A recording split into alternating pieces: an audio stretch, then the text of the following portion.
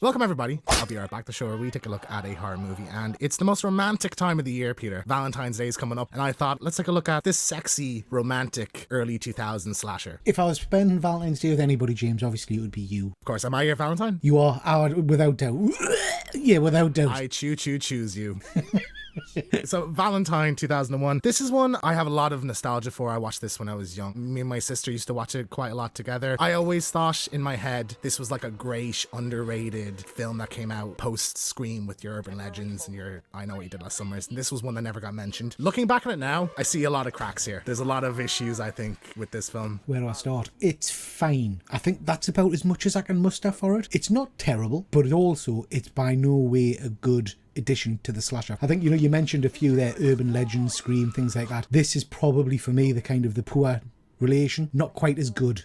So a little bit of background about the movie. It's directed by Jamie Blanks, who also directed Urban Legend. Loosely based on the novel by Tom Savage, Warner Brothers acquired the rights to the book in 1998, soon after it was published. According to producer Dylan Sellers, the rights were purchased solely for the name, so they just thought Valentine horror, yeah, let's get our own slasher thing going. Richard Kelly was offered to direct but turned it down to work on his own film, which later became Donnie Darko. He did well for himself, I think, saying no to this, didn't he? Yeah, absolutely.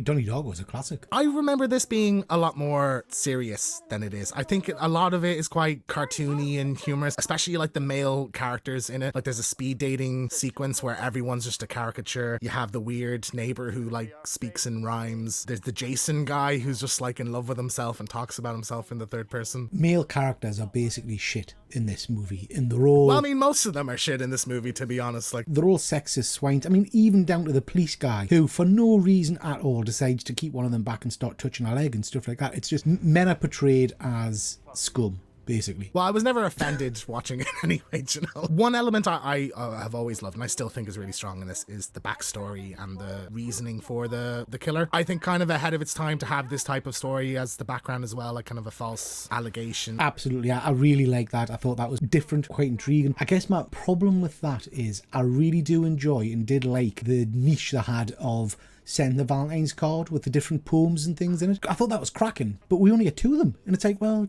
okay. And then it just goes a bit mental. The chocolate worms was a cool one, I thought, anyway. It starts off with that quite cool concept of, the jilted lover kind of thing, which I really like. And then it goes a bit mad, and just random people start getting killed. So there's no real link to the original thing. I kind of was expecting, because there's a group of lads there that kick the living crap out of them. I thought they were going to tie in somewhere, but I don't think they're mentioned at all. One of the guys in this, of the several assholes, like the art dealer or something, should have been one of the guys from that. Yeah. Now on Wikipedia, because I just reread the synopsis earlier, on Wikipedia it says that they were all killed before, but I don't remember the movie ever mentioning that. No, that's not mentioned. Maybe it's in the book, I don't know. I thought that was changed, but you're absolutely right. I think it would have been good to tie that in. Some characters like the maid just gets killed for some reason. It never shows why the killer had to do that at any point in the movie. No, it's like I say, it just kind of, it gives up that whole concept very early on and just kind of goes with mad person killing people. And I guess that's probably my main upset about this movie, James, is that I don't think any of the deaths really are particularly exciting or inventive or thoughtful. I think there's some amazing set pieces in this that are quite memorable, but they feel a bit rushed, like it cuts away very quickly. Like the opening in the morgue, I think it's the only real like kind of chase sequence. That's another thing I think the movie's missing, is like a good chase sequence. The main character, Kate, never comes face to face with the killer until the end of the movie, and if that even really counts, But I think the morgue sequence is cool. Like, it's stupid.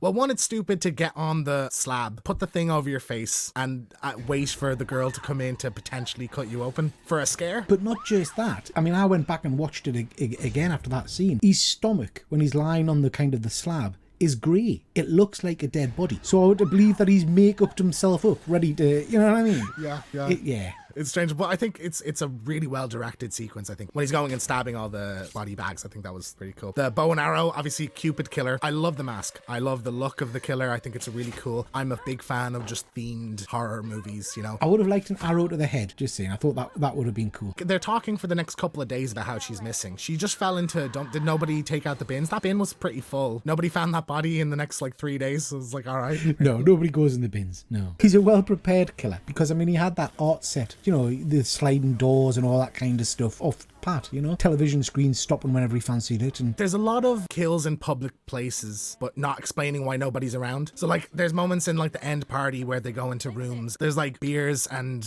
glasses of wine around the place. Why is this room empty now? You know, the party's only still on. Like you cut to another scene and the party's raging. That entire end sequence, as soon as the lights go off, the entire estate is evacuated, including any staff that were there. It just felt very bizarre. The iron to the face, I love. Again, cuts away too quickly, but that's one that always stuck in my head. I really love that. I completely forgot it was a guy trying on her panties. I just never clocked in my head. And it's set up early in the movie. She talks about how like her panties are missing. So I like that. I just thought that was fun. And I suppose that's a connection because she mentions that to the killer, the real identity earlier in the movie. So that's him kind of going and doing that for her, I guess. It would have been nice. And again, I'm maybe being unfair. I'm trying to remember that this is a movie from how long ago? You know, it's a movie of its time. But it would have been nice to have seen a bit of skin stuck to the iron when they pulled it away. Do you know what I mean? Yeah. When it's burnt onto his face or whatever. That would have been pretty cool. The kills seem very tame and rushed, and there's a reason for that that we'll get to later. Again, the axe in the back of the dickhead that's trying to scam the girl, just so quick and just I think you could have played that out a little longer. Possibly the best kill in the movie. It's the woman that like got scammed earlier and she's going and stealing the Rolex and she gets thrown into the glass panel and then her face gets pushed down on it. Like that was a good, gory, decent kill, I thought. That was nice,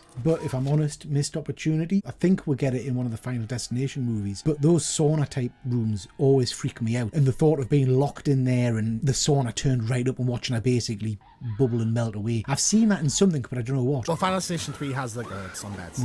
Yeah. I think that would have been good if he knew, because there's like, it's sort of weirdly shot where the face of the killer goes through the glass and then goes and then comes back and then goes and then comes back. It's like, all right, that's strange. But I think it would have been cool if he knew she was in there and couldn't get in, and that's how he got her to come out. Like, it was he turned the heat up. Yeah. The movie's just not that clever, I think. Another really memorable one, I feel, and a great set piece. Denise Richards, the jacuzzi sequence. That is cool. I like that. She's shocking, mind, isn't she? Let's be honest. That lady got a lot of acting roles, and I'm not quite sure how, because she's in Starship Troopers as well, isn't she? She was in a Bond movie, I think. She's not a good actress. That's funny because I have my notes here that I think she's the best actress in this, like the best Jesus, performance. James, she's the most fun character. I thought she was good in it. I enjoyed her. She's pretty, I'll give you that. If that's what you're alluding to, she's pretty. Well, no, I'm saying she's a good actress, Peter. That's what I'm saying. Nah, she's good in bullshit. This anyway. Yeah, she's a fun character, you know. There's a lot of really good actors. The cast, I think, is quite good. A bit of a who's who. David Boreanaz, of course, from Angel and Buffy. You know, he's always good to see. Mary Shelton, who went on to be in Scream 4 and 5. She's the sheriff woman. Oh, yeah. Yeah, so I've always liked her. Forgot that she was in this at all. Katherine Heigl, sort of early in her career as well. I thought that was cool to see.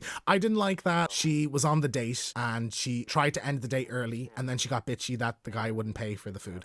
The women all do strange things in this. I was thinking that myself. So there's that. And then there's the Denise Richards bit where she's desperate for let's say a relationship in the nicest way all through the movie. She finally gets the guy to come to the party with her. He says, oh, come on, let's go upstairs. She's like, oh yeah, let's go upstairs. And then she gets offended that he wants to have sex, ties him to the bed and fucks off. What did she think I have a surprise for you upstairs meant? I didn't get that. I thought that was sort of strange. I was like, she just turned on a dime. It was very odd. And that guy never comes back like that. There's never a follow-up. There's never a bit he's dead as well, and he's dead as well. He's been killed. Yeah, but I would like to have seen that, please. Yeah.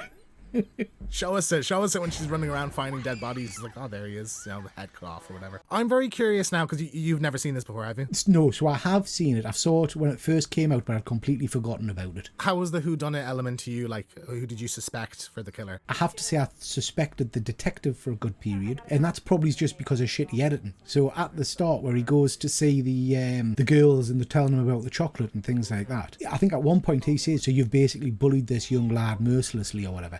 And I don't think they actually mentioned that. So I kind of felt like he'd jumped to that conclusion. So I thought, oh, maybe he knows more than he's letting on or something like that, you know? I remember thinking David Boreanaz did it from memory of watching it the first time. So when the switcheroo happened at the end, it kind of made sense to us. I remembered it a little bit. But I think it's a great thing to do, mind, and I think it's very brave of them to end the movie on that. I thought that was a good move. It's a very haunting final shot, I think, and I've always loved it. Always stuck with me, something I sharply remembered. So I, going into this, remembered exactly who the killer was. It is, I feel, a bit weird to have, and I know that that's kind of his plan. She's the girl that caused all of this for him, to accuse him. He's setting her up to look like the killer. That's his revenge, I think. That's the whole plan, really, isn't it?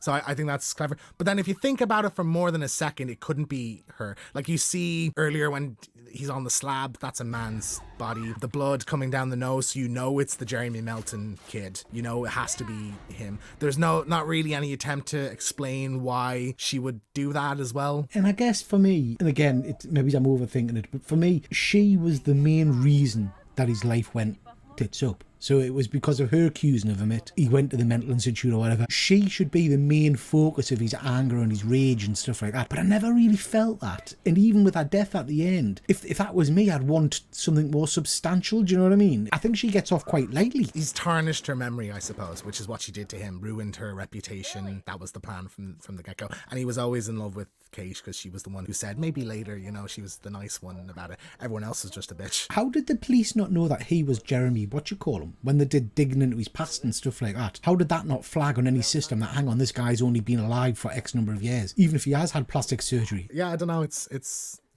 it's a weird one, isn't it? It doesn't really hold up under scrutiny, I feel. No. That twist, but I enjoy it all the same. I think it's a really interesting twist on the whodunit to like know who the killer is from the get-go. We know it's this kid. We just don't know who in the movie it is. Even though that's not really how plastic surgery works, that you can just completely I wish change it into did. someone else. Christ, if it could all become like David Boreanaz or whatever you call him, I'd be booking myself in for some of that. Absolutely, yeah.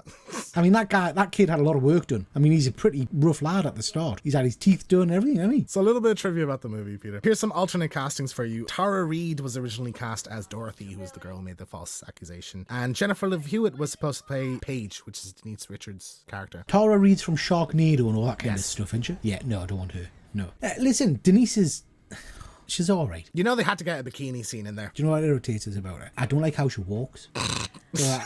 So you'll see it in Starship Troopers and this. She does this weird hip kind of swaddle thing. Like a sexy lady walk. Yeah, but it's weird. Didn't stand out to me at all. During one exchange, Kate tells Dorothy that her boyfriend Adam is, quote, no angel. This is, of course, is a reference to David Boreanaz's role as Angel in the Buffy and Angel TV series. He's a tremendous actor, mate. I mean, I really do like David. I like him in Angel, but I love him in there's a show, Bones. Have you ever seen Yeah, I've Bones? seen it, yeah. Really like him in that. You know, I like him. And lastly, according to director Jamie Blanks, several of the kill sequences were trimmed under orders from Warner Brothers due to the political climate around violence in media at the time. So Columbine was quite recent. This is a problem that affected Scream as well. Scream really toned down the violence, Scream 3. I would love to see a director's cut. I think it would really significantly improve with some better, more gory kills. And it's weird because I remember them being a little bit more hardcore than they are. But do you not think in some ways we've become a little bit desensitized to a lot of that now? Because I mean, back in the day, what's this? This 20 years old or something, this movie? 23. 23 years. So, you know, 23 years ago, this would have been fresh and quite scary and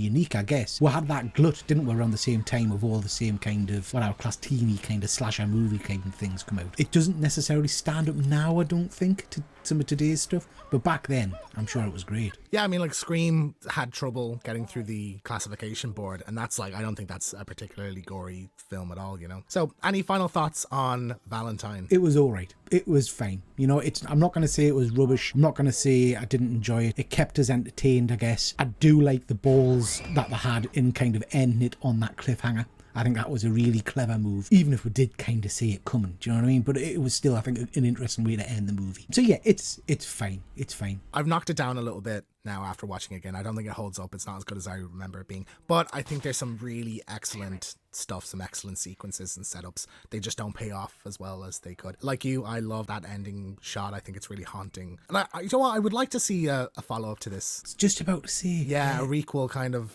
Let's see what happened 20 years. Yeah, let's see where the characters are at now. And yeah, he's married to her and she starts to find out maybe or something like that. Yeah. That'd be really cool. Yeah, so I'd be up for it. It's never going to happen. Like, this was a No.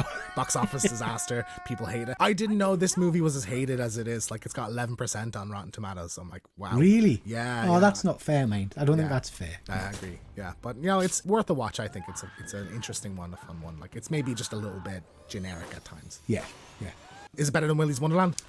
No. I think it is. No, it's not. I think, this is our Yeah, first well, that's 'cause disagreement you're- now, isn't it? I think it's better than Willy's That's Wonderland. because you're wrong. But no, I mean, I don't mind you being wrong. But no, this is not as good as Willy's Wonderland. In terms of pure entertainment value, Willy's Wonderland wins this. Saying that, mind, Nicolas Cage with that mask on, naked, would be great, wouldn't it? I'd pay for that.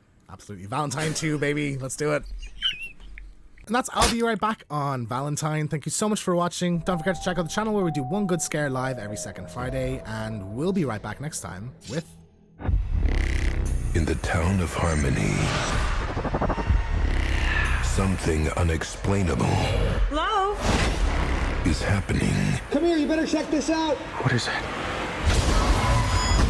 My Bloody Valentine 3D. Nothing says date movie like a 3D ride to hell. Never, under any circumstances, say, I'll be right back. Because you won't be back.